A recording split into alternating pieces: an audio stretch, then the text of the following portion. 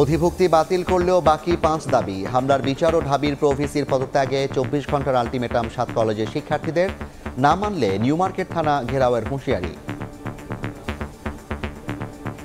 আমরা 6 দফা দাবি উপস্থাপন করেছিলাম। ঢাকা বিশ্ববিদ্যালয় প্রশাসন সহ সংশ্লিষ্ট কর্তৃপক্ষ বিষয়টি আমলে নিয়েছে, এজন্য আমরা তাদেরকে সাধুবাদ জানাচ্ছি। কিন্তু আমাদের এখনো 5টি দাবি বাকি আছে। প্রভিসিকে তার পদ থেকে পদত্যাগ করতে হবে।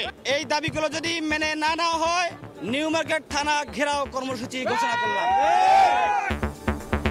চলতি শিক্ষাবর্ষ থেকে এই 7 কলেজের ভর্তি দেবে না ঢাকা বিশ্ববিদ্যালয়। মন্ত্রণালয়ের কমিটির মাধ্যমে চলবে কার্যক্রম। সংঘর্ষের জন্য দুঃখ প্রকাশ ভিসির।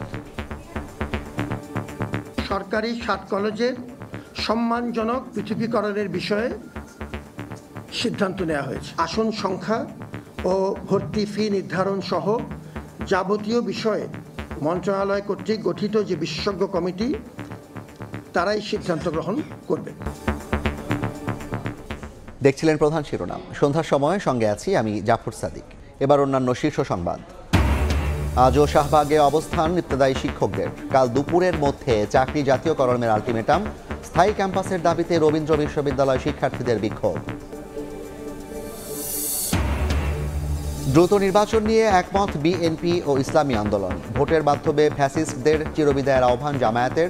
ক্ষমতার লোভে তরুণরা বিক্রি হবে না, মন্তব্য হাসনাতের। ইভিএম প্রকল্পে গচ্চা 4,000 কোটি টাকা। জড়িতদের বিরুদ্ধে ব্যবস্থা নেবে দুদক। বিমানবন্দর নির্মাণে 812 কোটি টাকা আত্মসাতের অভিযোগে 4টি মামলা। আইনের শাসন চাইলে শেখ হাসিনাকে ফেরত দেবে ভারত, বলছেন টবি ক্যাডম্যান। জুলাই গণহত্যার মামলায় 2 আওয়ামী লীগ নেতাসহ 8 জনের বিরুদ্ধে পরোয়ানা ট্রাইব্যুনালের। এবং মালয়েশিয়ায় যেতে না পারা প্রায় 8,000 শ্রমিককে নিতে রাজি দেশটি, জানালেন পররাষ্ট্র উপদেষ্টা। ভারতে বাংলাদেশি নারীকে ধর্ষণ হত্যার খোঁজ নিচ্ছে দূতাবাস।